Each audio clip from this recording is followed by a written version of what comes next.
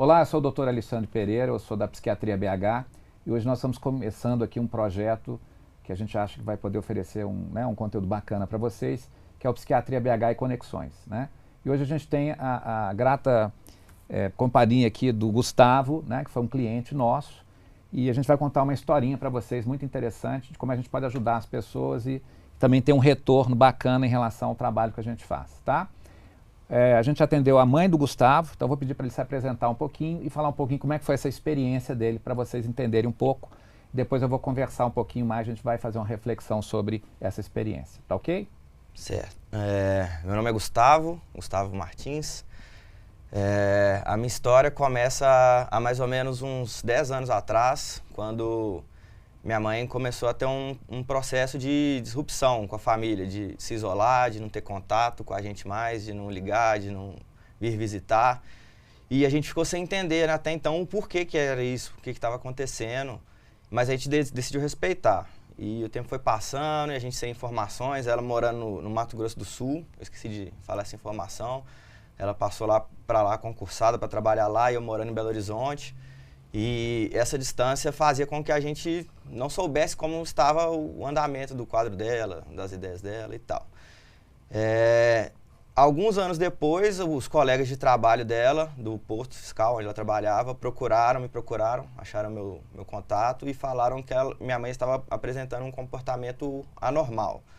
Estava se isolando, se trancando no banheiro, ficando por horas lá com as luzes apagadas, não estava conversando mais, cumprimentando os colegas. Ela fazia tudo o que as tarefas delas pediam.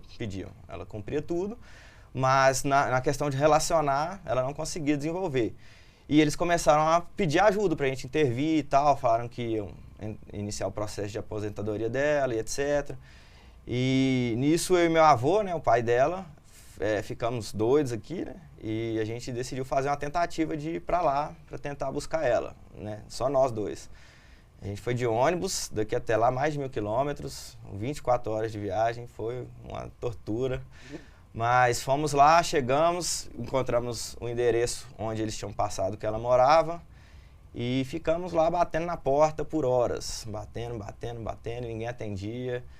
E até que um dos amigos dela de trabalho falou, eu conheço o dono da casa, conheço a imobiliária que aluga a casa para ela, eu posso pedir ele para abrir a casa para vocês verem como é que tá e tal.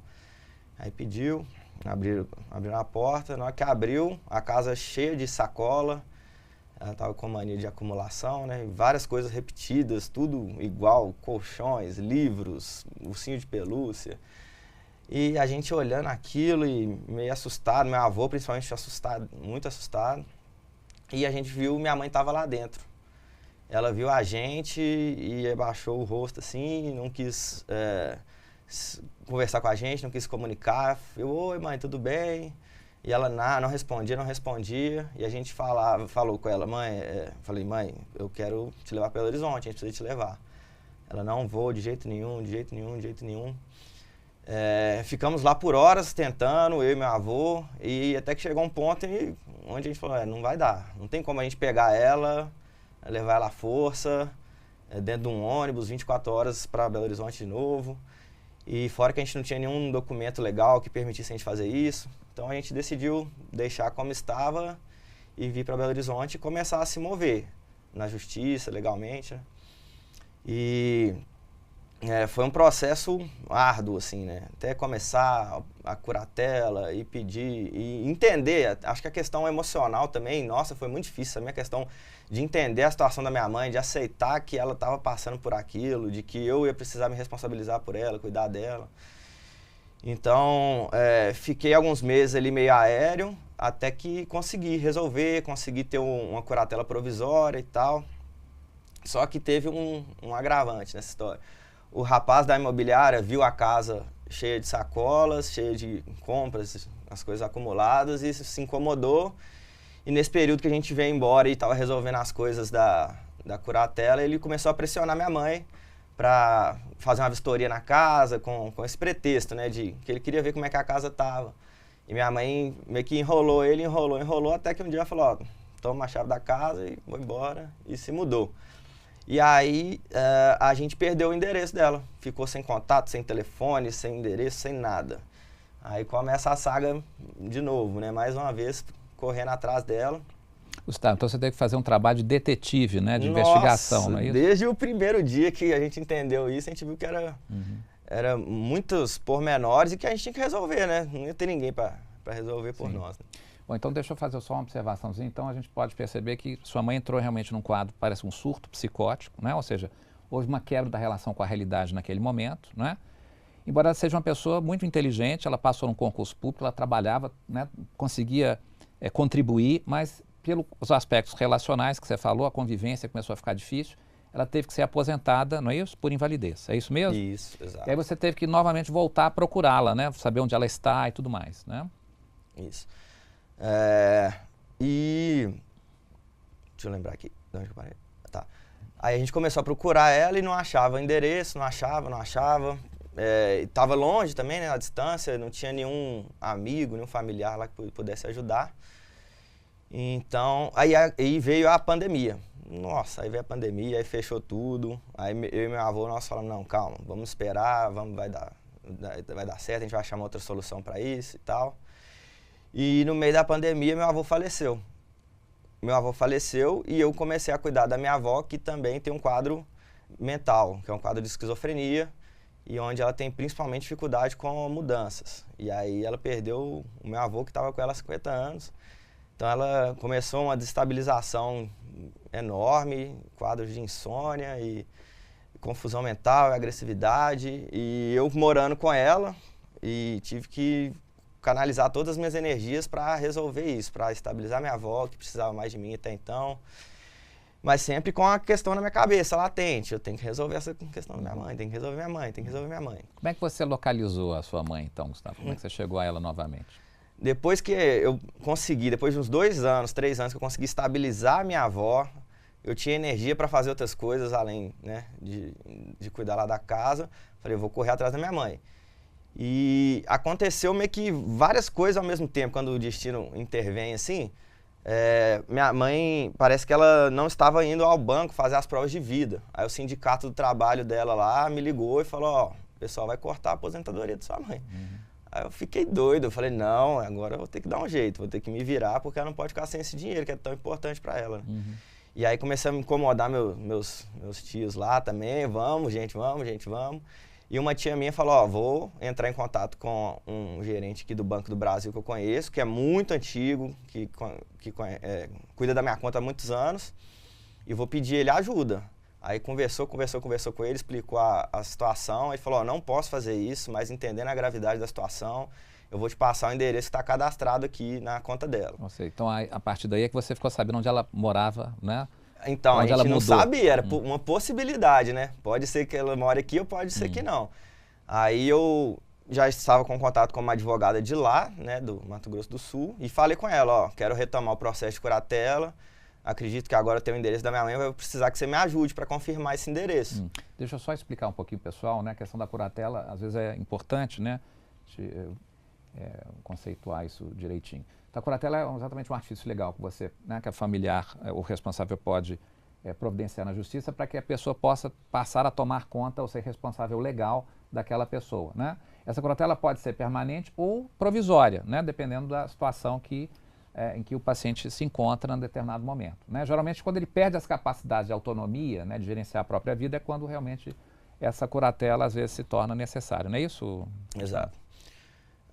Aí eu acionei a advogada de novo, que já tinha movido pela primeira vez o processo, e aí ela lembrou de tudo, já estava com os documentos tudo lá, então vamos lá. Ela foi até a casa, perguntou aos vizinhos, e aí os vizinhos confirmaram, ó, tem uma senhora aqui, falou as características físicas dela e que elas aparecem com várias sacolas aqui. Aí eu falei, então falou que tem sacola é minha mãe mesmo. Aí fiquei mais tranquilo, confirmamos e começamos o processo de curatela. Falou, ó, você tem 3 meses, ela conseguiu mover na justiça. A justiça te deu 3 meses de curatela provisória. Só que nesses 3 meses é muito importante que na próxima audiência que a gente vai ter com a justiça, que você já esteja com sua mãe, para eles justificar, para você justificar para eles que você está cuidando dela. Então, foi nesses 3 meses aí que eu falei, ó, vou me virar aqui e vou lá buscar minha mãe. Certo. Então, até então, o plano que eu tinha, que era o que a gente tinha tentado a primeira vez, na época do meu avô, era alugar uma ambulância interestadual, que eu olhei na internet, tinha uns enfermeiros lá, e pegar ela, se ela não quisesse, pegar ela à força, contra a vontade dela, ou sedar ela, ou amarrar ela, era o que tivesse que fazer. Mas pela gravidade da situação e para trazer ela para cá logo, para ela se tratar, né? Porque a gente não sabia como é que ela estava. Então, assim, eu pensei, pô, esse caso tá pedindo uma medida... uma medida? Mais urgente. Urgente, assim. Ok. Falei com os meus tios e tal, mas todo mundo falou, olha, é uma solução, vai funcionar, mas vai ser bem abrupto, né? Vai ser forçado, a gente não sabe como é que vai ser o pós isso, né? A dúvida de vocês é saber como é que ela ia reagir, né? Se ia reagir bem, mal, se ela ia cortar a relação com a família, enfim, essa é a questão que a gente não sabe muito ao certo. E realmente não dá pra gente prever muito bem, não, né? Porque não é uma tinha aposta contato aí, nenhum, né? E fiquei elaborando o plano, e aí, beleza, vou lá buscá-la, mas ela vai vir e vai pra onde? Ela não pode ir pra casa com a minha avó, porque custou estabilizar o quadro mental da minha avó, senão ela gera uma confusão lá também. Então eu ia levá-la pro hospital psiquiátrico, né? E também era outro choque também, porque chegar lá e ser internada e com outros pacientes, com outros quadros, e podia também gerar um conflito. Então tudo isso estava gerando uma tensão na minha cabeça. Eu só sabia que eu tinha que fazer algo, mas não tinha certeza de como.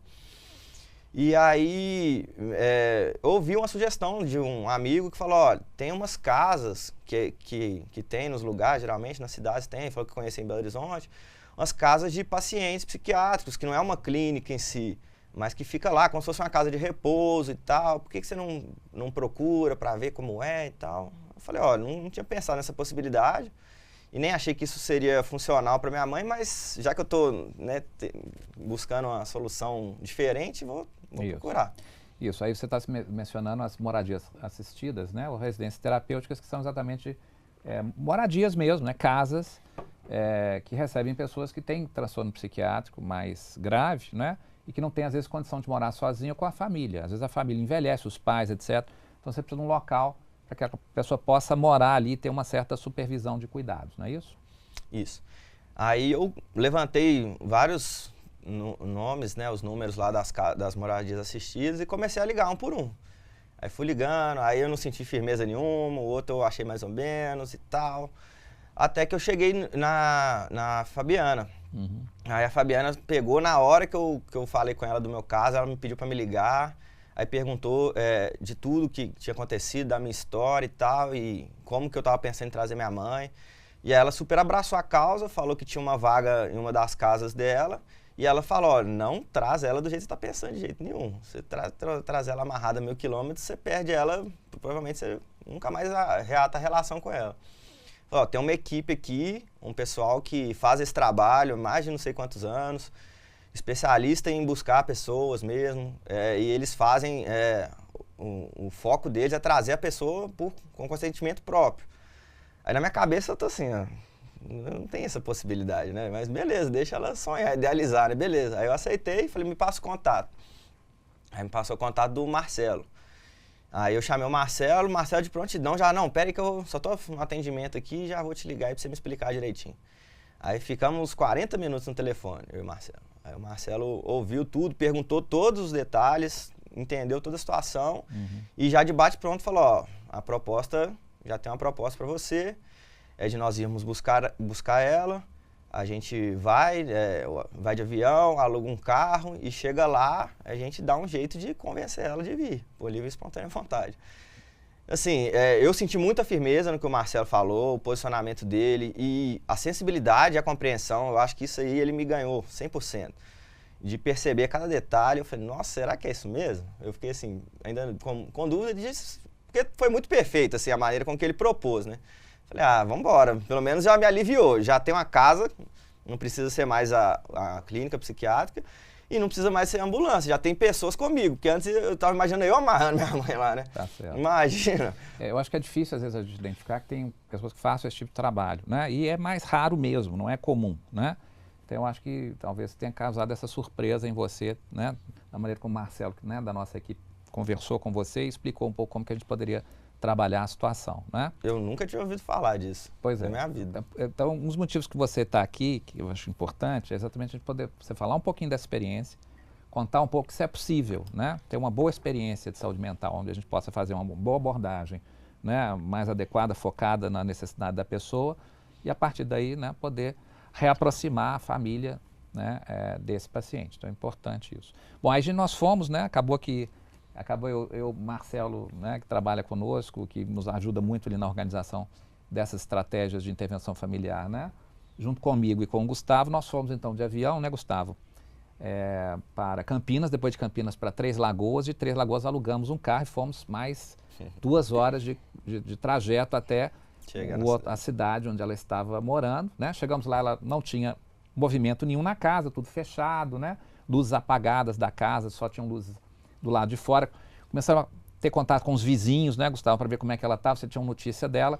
Um dos vizinhos, inclusive, teve que ajudá-la recentemente, porque ela estava com alguns problemas lá, estava em cima de uma escada, tinha risco de cair, estava com algumas queixas lá, e ele percebeu realmente que ela precisava de auxílio. Então, realmente, nós chegamos num bom dia, né, parece, né, Gustavo? Perfeito. E aí nós tivemos que chamar o chaveiro para ir abrir, porque ela não atendia, né, a gente tinha sempre essa dificuldade de que ela nos recebesse, né, lá, como o Gustavo falou, da outra vez que ele esteve lá também teve essa dificuldade. Então, o chaveiro abriu a porta, nós entramos, né, e aí, realmente, a casa estava cheia de coisas que ela comprava, né, de maneira compulsiva, e ela estava quietinha dentro do quarto dela, com tudo apagado, né, Gustavo? Uhum. Aí eu queria que você contasse um pouquinho como é que ela recebeu, como é que você lembra dessa recepção dela lá conosco. Certo. Assim, primeiro, a gente olhou todos os cômodos, né, e não achou, eu falei, nossa, só falta ela não estar aqui. Aí ferrou. Aí no último cômodo, ela estava lá deitadinha, dormindo, aí eu chamei ela e falei, oi, mãe. Ela levantou assustada assim, né? Quem tá falando? Eu falei, não, sou eu, Gustavo, seu filho. Ela, Gustavo, o que você tá fazendo aqui? Aí eu falei, não, a gente veio aqui para te buscar, para te levar para Belo Horizonte. Aí eu usei o pretexto da questão do meu avô, que tinha falecido, que tinha 3 anos e ela não sabia ainda. Uhum. Falei, seu pai faleceu, a família precisa que você vá para Belo Horizonte para assinar uns documentos, para resolver umas pendências e tal. Aí ela já se armou assim, né? Na minha lembrança ficou assim. Não vou de jeito nenhum, não quero, Belo Horizonte não. E começou a falar sobre uns pensamentos meio confusos que ela tava. Falei, não, porque aqui todo dia tem alguém atrás de mim, querendo me matar. Se for para eu morrer, eu prefiro morrer aqui do que morrer lá em Belo Horizonte. E ela citava muito o nome do meu pai, o Ivan tá atrás de mim, o Ivan Segundo Almeida quer me matar, não sei o quê. Isso. Bom, aí nós identificamos que ela estava realmente num quadro delirante, ou seja, tinha uma quebra na relação com a realidade, né? Ela dizia que tinham pessoas invadindo a casa dela e ela tinha, inclusive, fechado as janelas todas, colocado, né, armários do lado de dentro e tudo mais. E começamos a falar com ela, então, olha, fulana, exatamente porque você está me dizendo que está sob risco, nós devemos te retirar daqui para ir para um lugar mais seguro, não é isso? E ela realmente resistiu no início, etc., mas a gente começou a falar com ela de uma maneira um pouco mais incisiva, de que era importantíssimo que ela voltasse para Belo Horizonte, pelo menos provisoriamente para retorno à família, né? Claro que ela, uma pessoa que está num quadro delirante, ela não vai comprar essa ideia muito rápido, né? Então a gente tem que realmente convencê-la de certa maneira, usando até alguma questão da lógica do delírio para a gente tentar, né, facilitar nosso engajamento com ela, foi o que nós fizemos. E aí também a gente acabou fazendo uma medicação antes da gente poder trazê-la, mas para ela poder dormir bem na viagem, a gente poder trazê-la de carro. A gente ia ter uma distância longa a percorrer, né, Gustavo? A gente ia trazê-la de carro à noite, né? Nós chegamos lá no fim do dia, iríamos dirigir a noite toda, né, eu, Gustavo e Marcelo, trazendo ela na caminhonete para a gente voltar em Belo Horizonte já de manhã e poder levá-la para a moradia e aí começar a construir uma história, né, de aproximação. E aí eu acho que, bom, a história da viagem tem alguns intercâmbios, alguns probleminhas, o carro quebrou no viagem, teve que chamar ajuda, etc. Mas isso, enfim, isso não atrapalhou em nada a nossa chegada aqui, né, Gustavo? Uhum. Eu queria que você me falasse um pouquinho, né, o que você lembra assim, do contato dela depois que a gente fez a intervenção, com ela já no carro. O que você sentiu assim? Ela já passou a ter muita resistência? Você achou que ela quebrou um pouco essa resistência? Começou a se aproximar? Como é que você percebeu um pouco isso? Certo. A gente ficou lá, né, por volta de 1 hora mais ou menos na conversa, né, e vocês criando a narrativa, o diálogo com ela e ela se esquivando e ao mesmo tempo que eu olhava e falava, nossa, essa conversa não vai levar em nada. E vocês, não, calma, tá dando certo. Falei, tá dando certo aonde? E aí foi, e vocês falando e afirmando, e a gente impondo as coisas, mas sempre dentro da lógica dela. E aos poucos ela foi me reconhecendo. Eu vi que ela ainda tinha dúvida se era eu. Ela, deixa eu ver sua tatuagem. Então, assim, levanta a blusa. Aí eu levantei a blusa. Ah, você que é o Gustavo da Florina? Que é a rua que assim, a gente morava, né? A gente teve uma história muito bonita lá, né? Ah, não, mas já passou. Enfim, aí nessa 1 hora de conversa, de alguma forma ou de outra, eu me senti blindado por vocês, onde vocês assumiram o papel de quem tinha que confrontar ela para trazê-la, só que ao mesmo tempo me deixando no lugar de filho. E depois dessa 1 hora ela falou assim, então tá bom, então eu vou embora com vocês, deixa eu só pegar meus documentos, deixa eu calçar um tênis e vamos embora. Aí ela pegou as coisas dela e no mesmo momento ali que ela virou a chave, ela criou uma conexão comigo. Ela falou, não, mas você vai do meu lado no carro. Uhum. Não, pega lá pra mim minhas coisas e tal. E aí ela deu o bracinho assim pra mim, a gente foi no carro, né? E dali pra frente ela não desgarrou mais de mim. Então toda parada que tinha, que a gente descia pra comer alguma coisa, ela ia comigo, pedia pra ir com ela ao banheiro. Então, parece que naquele momento ali a conexão familiar já se reconectou, entendeu? Já voltamos. Okay. Ótimo. Isso nos surpreendeu também. A gente achou que pudesse ter um pouco mais de Fiquei muito surpreso. Mas aí funcionou bem. Lembrar que a advogada do Gustavo estava presente na hora que a gente foi à casa dela, inclusive para ela registrar, né? Isso dentro de um processo legal que ele está desenvolvendo em relação à questão da curatela, né? E aí, felizmente, a gente conseguiu chegar aqui de manhã e aparentemente ela está bem lá na moradia, não é isso, Gustavo? Está tomando a medicação direitinho? Sim, ela... E já teve contato com os outros familiares seus também, né? Sim. Ela, desde lá, saindo lá de Paranaíba, ela falou assim, ó, eu aceito para Belo Horizonte com vocês, eu aceito tomar os remédios. Ela reconheceu a autoridade de você como psiquiatra, do Marcelo como enfermeira, lembra do nome de vocês todo dia que eu vou lá. Fala, não, eu, o Alexandre, o Marcelo. Ela lembra, tem uma memória muito boa. E ela se permitiu, ela tirou as resistências e permitiu ser cuidada. Então, na hora que a gente chegou na moradia, ela, depois que resolveu as coisas lá, na hora que eu tava indo embora, ela me deu um abraço e agradeceu. Falou assim, Gustavo, obrigado.